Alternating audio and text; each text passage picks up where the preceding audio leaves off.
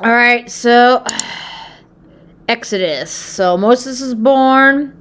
This is a very important story. It's layered meanings. God, it really did happen. There's all kinds of archaeological evidence that this was real. Okay. They have all kinds of old cave drawings of Israelites and all kinds of like sketches of the Israelites. Even in this is in their own history. Not you don't if you don't believe in the Bible, okay, you love Egyptians, right? Egyptians are cool. All their gods are awesome, right?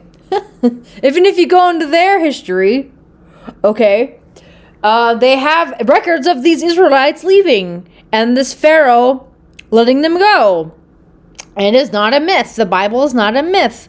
Okay, I might keep drilling that in your head because everyone just thinks this is a book full of fairy tales.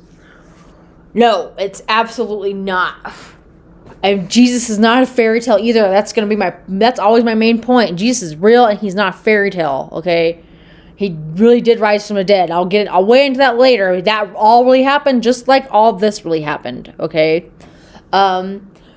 And if you guys don't, please start believing me. I don't know. I'm making these videos to try to help you guys. I'm trying to get you guys reading the Bible, interested in the Bible. That's the only thing that you should be doing with your life, because this other stuff is, the devil is just trying to make you busy and make you just interested in stuff, and it's been working, hasn't it?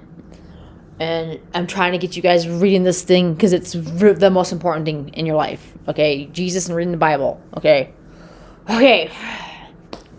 So the burning pit, God, just like Abraham, okay, God appears to this man after some time, like 400 years.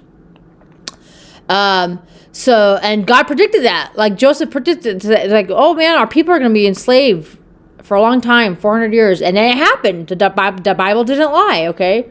So, the Israelites were enslaved, and then they even have sketches on the cave still that's saying like the Israelites were begging God to help them because who likes being a slave, right? So, and I love this because this is how God works. So how's he gonna free the slaves? If we were humans, we would go get an army and just attack the Pharaoh and his army, right? Like, let's go kill everybody, right? That's our plan. Nope. This is how God works, guys. He gets Moses, this happened to him when he was like old. He was already like 90 or something, 80, 90, okay? And he had a stutter. He couldn't even talk. He could barely walk. He had a cane, okay? If you read the Bible, Moses couldn't even talk right. He didn't talk no good, okay? Like me, okay? So Moses, God appears to Moses, is like, hey, I need you to go to the Pharaoh and tell him to let my people go. That's all you have to say for now. And I'm going to give you some magic tricks so people take you seriously. Okay? I don't like you saying that word because I don't like using the word magic, but there's a lot of meaning in that. There's a whole bunch of meaning why his staff turned to a snake. Anyway, but I'm going to try to keep going here because I could talk about this for like 20 years and not get to it all. But, so Moses was like, are you sure, God? I don't, like, he hadn't been back to Egypt. He killed a man and he escaped Egypt, okay? And he had gotten married and all this stuff, and this is a long time later, and God appeared to him. Okay. He's like, all right. Okay, and he went back to, he's like, I'll try it, God. Like, no one's going to believe me, but I'll do it. That was God's plan, to send this old man to this Pharaoh. Okay. Of course, the Pharaoh was like, "Are you kidding me?" Like that's probably the whole reason he didn't like kill him right away, was because he was like, "This old man's crazy." Like God didn't know that, right? That was probably God's plan too. But he's like, "Can you just leave, you weird old man? You're nuts." Like kind of like me. No one believes me. I'm nuts, right? Anyway, so Moses brings his brother Aaron because he's so scared to talk. He doesn't know how to talk. He's nervous. So he asks Aaron to speak for him because he's just like, I don't even know why God asked me to do this, but okay. So they're doing all these magic tricks, like they're turning sticks into snakes, but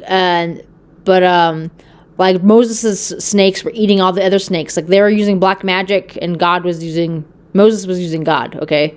There's meaning in that too, but it just means that like they were using black magic, which is not good. Okay. So Moses goes to Pharaoh, and Pharaoh doesn't believe him. So this really happened. I'm going to try to get into a next video about this. Okay. So, you know what happens next. I hope so anyway. The plagues start and all of these, crazy things are happening, right? Because Pharaoh doesn't listen. He doesn't listen to Moses. He's stubborn, right? The Pharaoh's stubborn. He doesn't want to listen. He wants to stay doing whatever he wanted to do. He wants to keep the Israelites. He doesn't care if everyone's suffering, right? He doesn't care about these plagues. He doesn't like them, and he lies and says, I'm gonna let you go, but he never does, right? God hardens his heart. That's very important. There's a very important message in all this, okay? But I wanted to get to this part first. So God chose this old man to go talk to Pharaoh, like, all right, God, I'll try it. This all happened. He took his brother Aaron.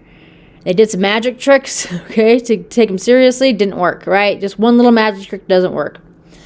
And there's messages in that too, okay? But so that's what's happening so far in Exodus.